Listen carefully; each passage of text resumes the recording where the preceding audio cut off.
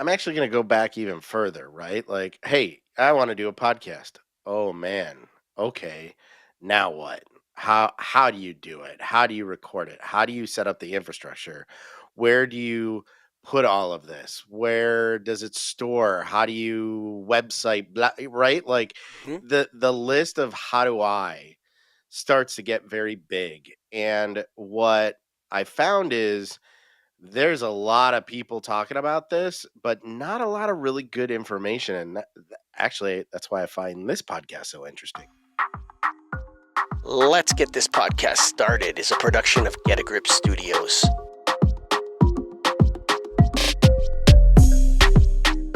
Welcome back to Let's Get This Podcast Started. On today's show, I am very pleased to be joined by my colleague and friend from the Lighting Matters podcast, Avi Moore. Initially, he was considering a collaboration with the National Association of Innovative Lighting Distributors on his show, and then decided to strike out on his own and bootstrap it from the beginning. And so we're going to hear Avi's story about how he started the Lighting Matters podcast and how it's going and what some of the challenges are and maybe some of the solutions he found. And we're going to share together as collegial podcasters, not the secrets, but some of the best practices that you can engage in when you're starting a podcast. Avi, welcome to the show. Hey, thanks for having me. Yeah, no problem. You you kind of got this all started for me. I mean, it was just such a fun conversation we started with way back when, and here we go, right? Almost a year into it. Did it come up at Leducation? We were just talking about a lighting show. For those who are not listening, we're both in the lighting industry. But before the show, we were talking a little bit about, the busiest show in lighting, Leducation.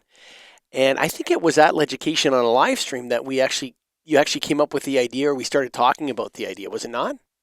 Yeah, basically after our first podcast together on your Get a Grip podcast, Hmm. I just enjoyed it so much that I said, I wonder what it would take to make this happen, Mm. to do my own podcast because there is lighting matters. It's so important and people don't understand it, and there are conversations that happen at trade shows, at bars, that needs to be recorded and put out there to the world. Mm. And it was at Leducation last year, so just about a year ago, that decided to actually do the podcast.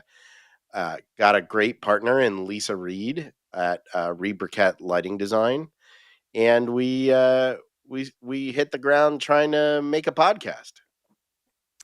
And so the startup phase, what was it like? So you'd mentioned that I said, okay, I really want to do this. It's the same story as most people. They're like, these are actually interesting conversations, and I'm going to ask you a technical thing in a minute about it. But what was it like in the beginning? So you said, okay, I'm not going to work with Nailed. They have their own studio. I want to own this. I want it to be mine. I want to really dive into this art. What was it like in the beginning? Who did your first recording? Did you throw out your first recording? Give me some stories from the when you started. Well, I'm actually going to go back even further, right? Like, hey, I want to do a podcast. Oh man. Okay. Now what? How do you do it? How do you record it? How do you set up the infrastructure? Where do you put all of this? Where does it store? How do you website right? Like Hmm. the list of how do I starts to get very big. And what I found is there's a lot of people talking about this, but not a lot of really good information. And actually, that's why I find this podcast so interesting You can go to because, getagripstudios.com. I just wrote a blog post. I write blog posts about podcasting all the time. It's a great resource. That's what this is about. yeah, Yeah. you need resources, and so really I started there. What resources do we need? How do we put this together? And honestly, the very first thing I did was I host and have all my personal and business stuff with GoDaddy. I went right to GoDaddy and registered the domain name because I felt like that was the most important thing, right? Lock that in because you can't change that easily. Um, So I started there and then started researching how do we record this. I'm in Chicago. My podcast partner is in St. Louis. So how do we do this online? Then editing and how's that going to happen? And where are we going to store this? Are we going to do a video or just do audio? Um, and so we fell upon some technologies I can dive into, but ultimately we just started doing as much research as we could as to where to go. And then the other the second piece after registering the domain was, what is this going to cost a month? Right? What is the expense? Not so much in time, but in editing, what's the domain name registration, so on and so forth, so we could start to understand the total cost investment in this marketing strategy ultimately, right? And so, who records your podcast? Do you record it? Do you produce it? Do you edit it? Do you upload it? Do you do all the work?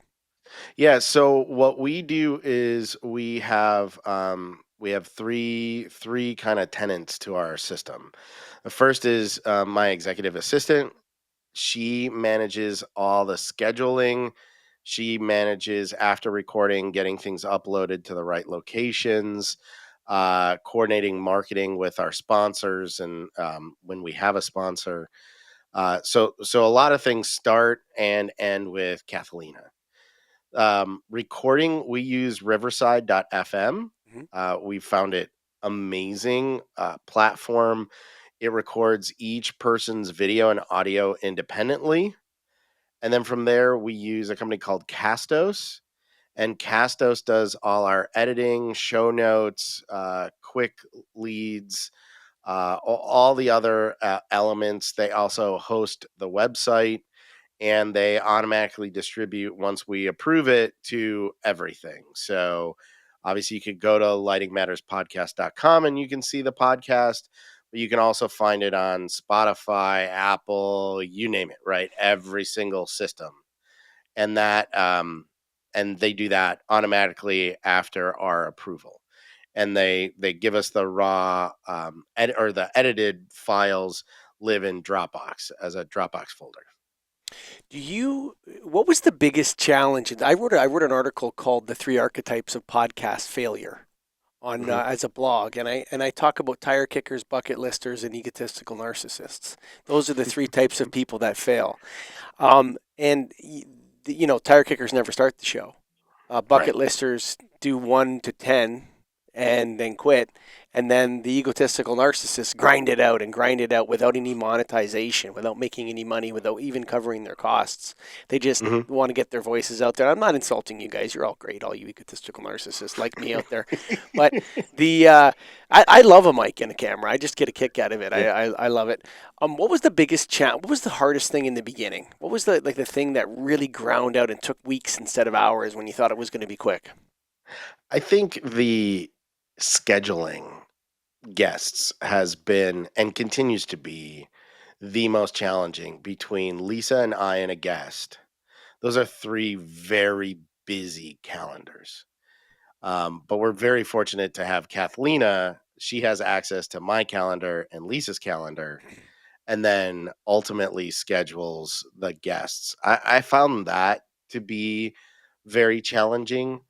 The other challenge that I think is keeps coming up is making sure we have enough in the tank to keep on the steady release schedule.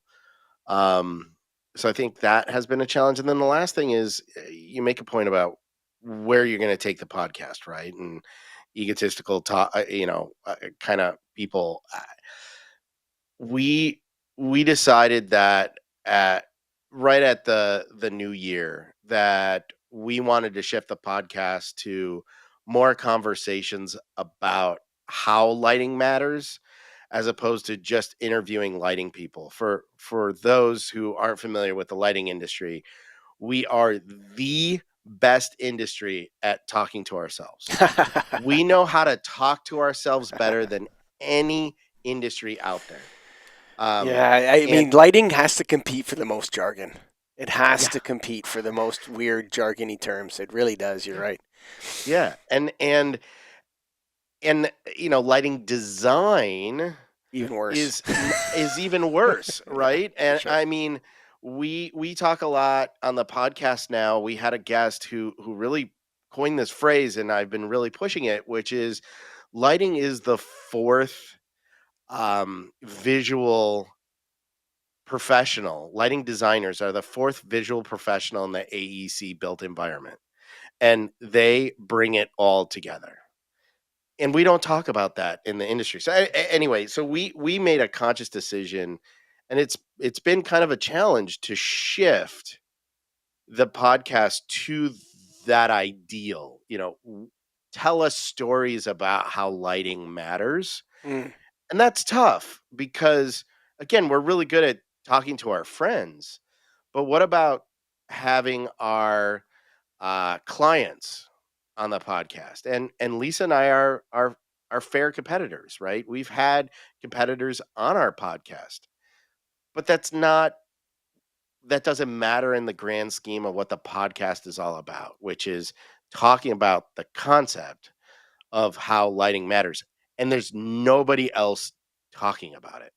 So we're using this platform as that. And I think I would, just as my third point of the complexity and challenges in doing this, is really focusing on the mission statement for the podcast, hmm. You and know, and allowing yourself to modify it in the process.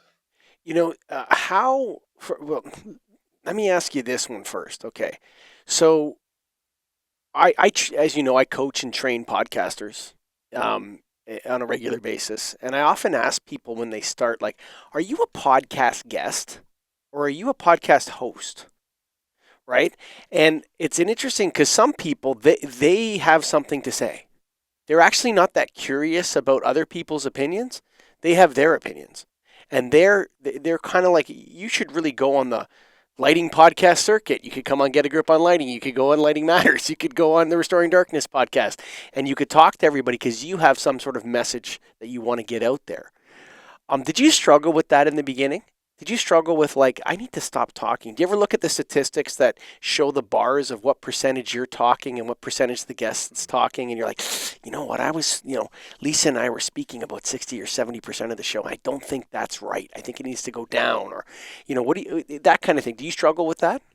No, not at all. Because there's really in the back of my mind 2 points to the podcast.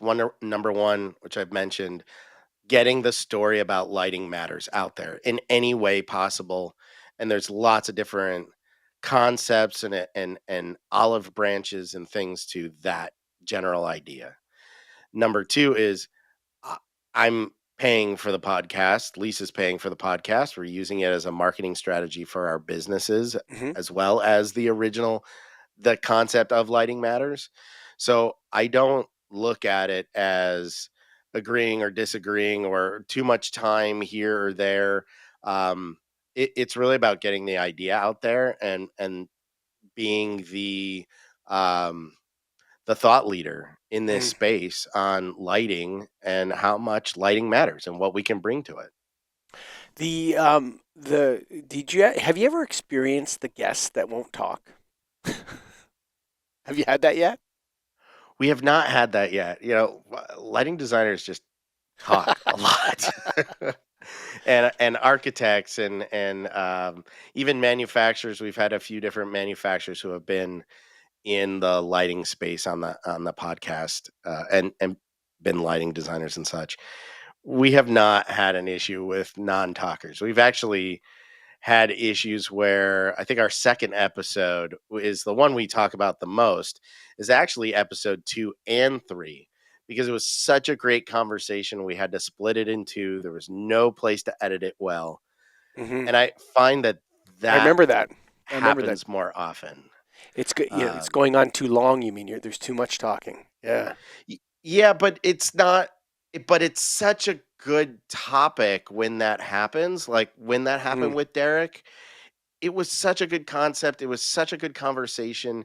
We didn't want it to stop. And it actually has stemmed to other conversations about doing more group recordings on specific topics, again, just to break down the barriers that exist in our industry and put it out there so anybody could go to this podcast that's on all these channels and be like, look, I'm not the only person telling you this crazy pricing issue or maintenance issue or whatever issue that has come up.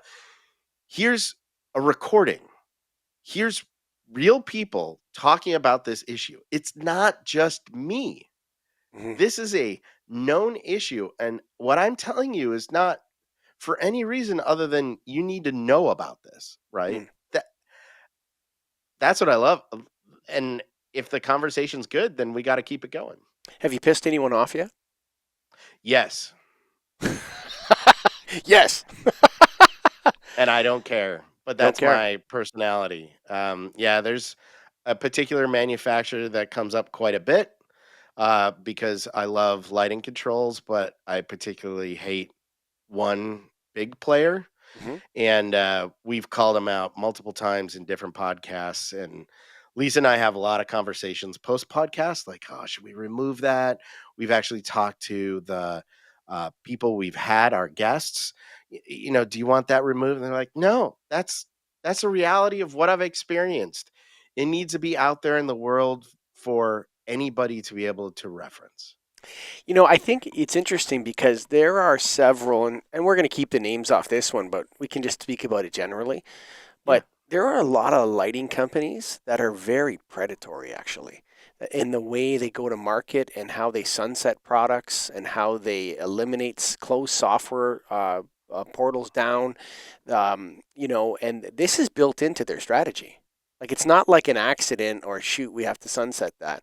A lot of these companies have planned obsolescence built right into their strategy from the day you buy from them. absolutely. Absolutely. And ultimately in the world of our podcast, I would say that there are a lot of lighting manufacturers that would love the lighting designers to just go away. And That would be a big I problem. absolutely, but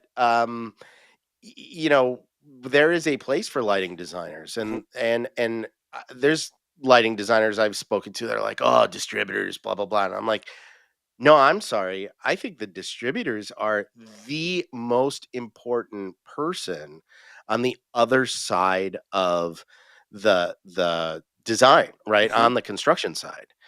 I think that and I think that's the place for the podcast. That's the place to have these conversations and dive deeper and have those thoughts in the stratosphere and then have people come back and say no or I want to be on the podcast and expand upon that conversation, right? Like when I joined your podcast, I remember, and I always bring it up with other people talking about the you were talking about a product that was embedded in concrete, you couldn't maintain it.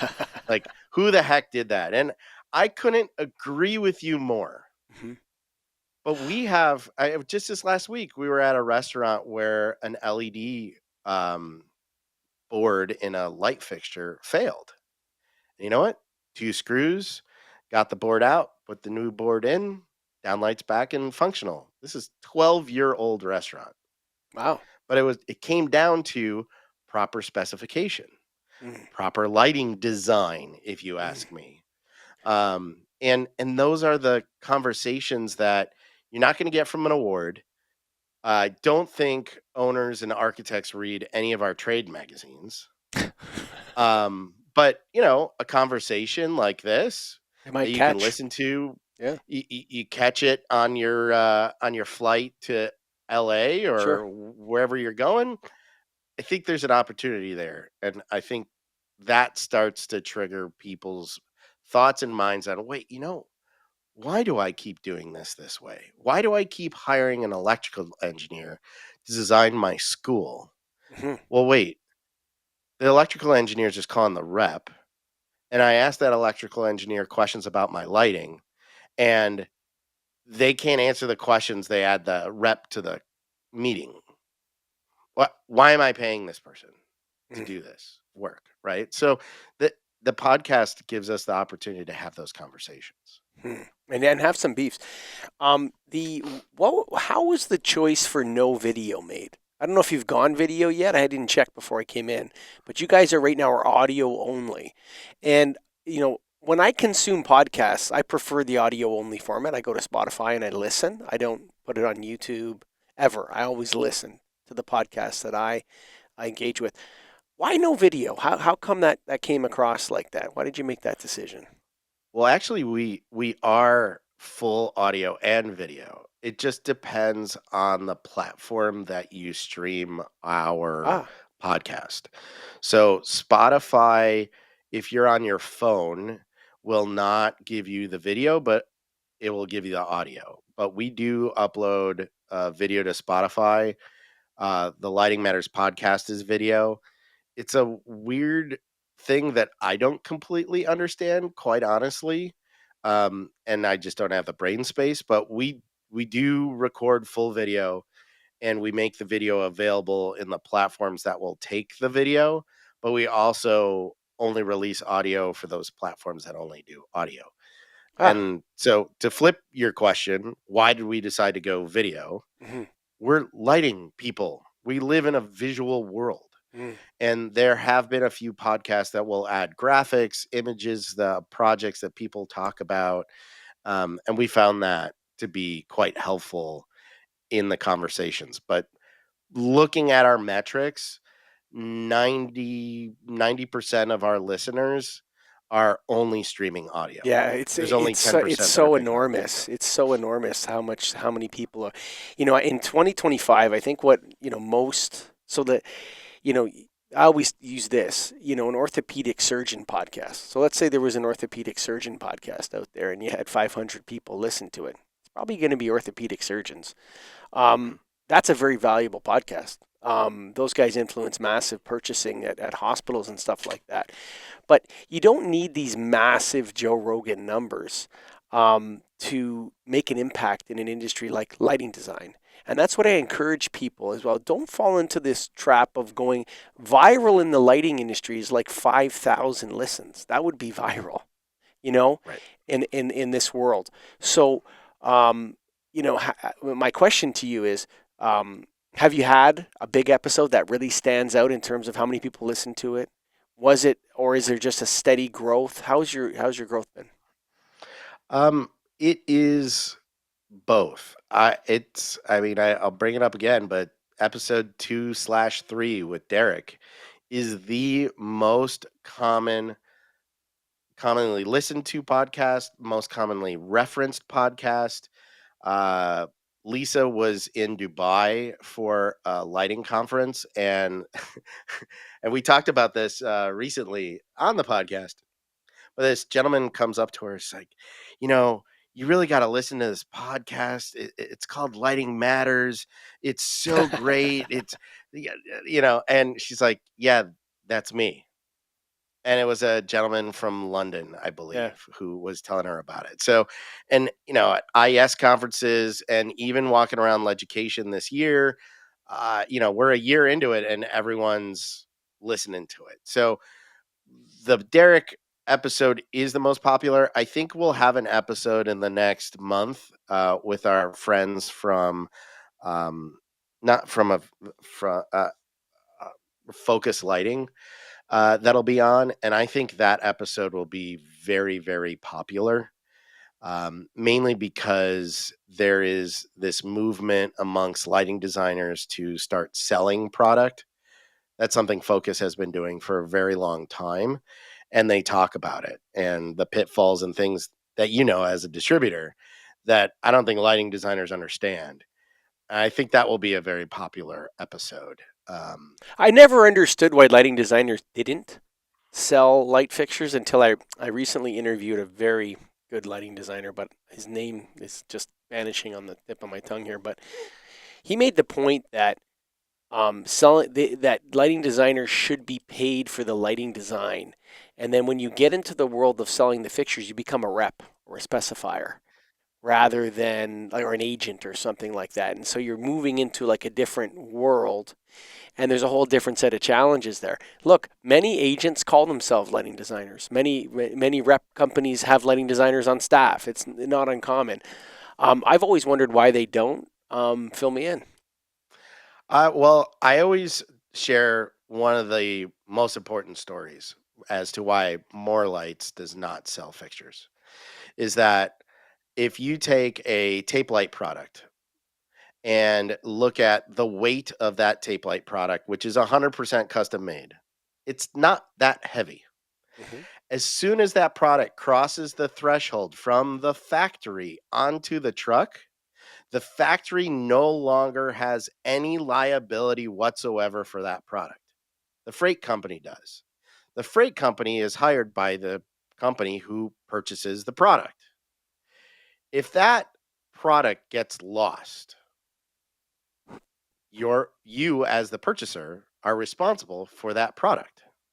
A friend of mine told me about a situation where about $250,000 worth of tape light got lost by the freight company. It was just lost. Hmm. And based on the insurance from the freight company, it was about I think it was about $20,000 based on the weight. It was Hmm. a $250,000 worth of product. Hmm. The purchasing person is responsible for the difference. Hmm. And it all has to be custom made again. I have no interest in getting involved in that. And that to me is a big, big liability. The heaviest part of the products that we specify are the drivers. Hmm. But the drivers are the simplest thing to get. The downlight, the tape light, the custom corner, the yada yada yada, the whatever it is, custom finish. Like tracking all that, adding extra weight. So anyway, that's where I start and why we don't do it. We do have some other methodologies that we use that assist in the process. We call it acquisition services, and we can dive into that in another time. But Sure. This is about starting the podcast. So this is about starting we're a lighting podcast, dorks. We slip on the lighting right? slide and we slide down. This is what happens. So it's a But good, but yeah. but Finish that's the up. kind of conversations that we have, right? Like, why don't you say? And that's I think to people thinking about a podcast, like think about those things that you are educating your customers all the time about, right? Mm. Or telling your story over and over and over.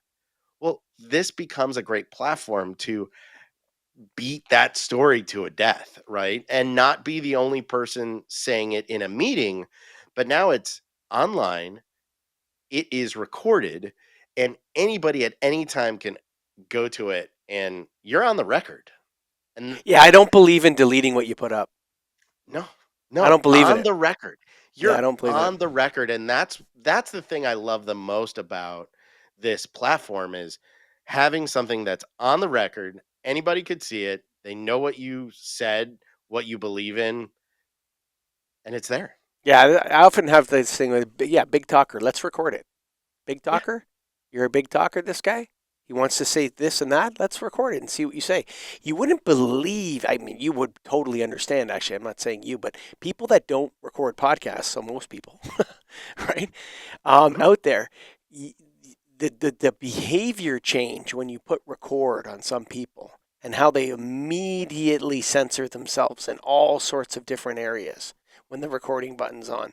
There's a self-censorship like switch that almost everybody has that when they start a podcast, well, I'm not talking about this, I'm not talking about that, I'm not like there's just no chance they're going to reference any certain subjects. They self-censor themselves. It's not that that's a bad thing. I think that's a good thing. I think we should do that. You know what I mean? Oh, absolutely. I mean, one of the reasons that I wanted to have a partner in my podcast was to assist me in that check of not so much censoring, but just like, is that appropriate to put out there, right? And kind of watching the language. I spend a little too much time with contractors. Um, and also Beep. being cautious of saying bad things about bad players, right? Having that second person to say, yeah, mm, I really enjoy that. But yeah, what you get from me and from Lisa and from so far, I would say our guests are the real deal. And I think that if we recorded somebody that we felt was being fake or false or whatever, we probably just wouldn't put it out there and leave it be. And we have that in our agreement. There are some podcasts that I've recorded and not released. Not because usually it's because the guest doesn't want it released. That's the Mhm. most common. And I respect that. I don't. I'm not. I'm sure you have the same policy, as we do. Absolutely. It's like this is not about trapping people or something like that. And I've been on podcasts where I said something and then, 2 hours later, "Oh my god, I there's this section, can you edit it out? I that can't be out there in space. It was a great conversation, but please don't put that out in this space." And the two situations that happened was I got into a conversation talking about a project that had an NDA on it. And I was like, Ooh. "Whoa, whoa, whoa, hold on. Like that that's probably fine, but it's not worth the risk. Mhm. Let's remove it." Mm. Avi Moore, any final thoughts for those people out that are tire kickers right now? They're looking at it. I've always wanted to do this. What would you give them for advice? It's a lot of fun if you're a talker, if you can just talk about the thing you're passionate about.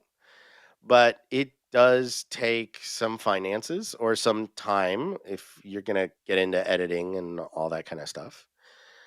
Um, but it's really a lot of fun, and I highly recommend it. And don't, I guess the other thing I would put out there is don't think you shouldn't do it because you don't listen to podcasts. That's a great point. Personally, I'm not that big into podcasts, and I don't want to learn more about lighting controls and all this lighting world stuff. Like I don't need that. But I fell upon the Whelmed podcast from Rachel Fitzpatrick and uh, uh, man, I'm gonna forget the other name.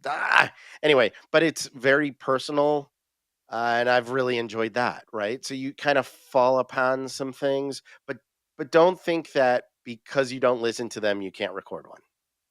That's a great point and great advice to all you out there thinking about it. If you have subject matter expertise in something and you have often felt like you're in a conversation and after the conversation you're like, you know what? That's valuable in and of itself, just that conversation, and other people could hear it. And why should they hear it? Because I'm a subject matter expert in this field. I know what I'm talking about. The world, folks, does not have enough podcasts. I keep hearing that from people. What does the world need another podcast for? Because we're going to be continually developing. We need new voices to enter the arena. And I think the podcast industry is set to continue to grow very quickly because people like Avi Moore, like myself, like Webster Marsh, Ron Kuzma, all the people at Get a Grip Studios have the guts to do it, to take the plunge. And, if you can get past that episode 10, folks, that's kind of the ticker point. Getting into the double digits is a major thing. And once you're there and you got it set up and you're rolling, like Avi's got a good system that he's set up there with making it easy for himself, making it affordable, you can roll with it and you can really get into being a host and practicing your skills. So if you want to do that, you can go to getagripstudios.com. We're the best. I think so anyway. But Avi didn't hire us, but that's okay. We don't mind. You can call us up and we'll help you start your podcast. We'll help you distribute your podcast, whatever you want. Starts as low as $49 a show. So check it out, folks. Avi, thanks for being a guest on Let's Get This Podcast Started, my man. Absolutely. Thanks for having me. All right. Bye for now. Let's Get This Podcast Started is a production of Get a Grip Studios. Do you want to start a podcast? Do you need help with your existing podcast? Do you want to record some conversations or a presentation? Do you want to be a guest on Let's Get This Podcast Started? Go to getagripstudios.com.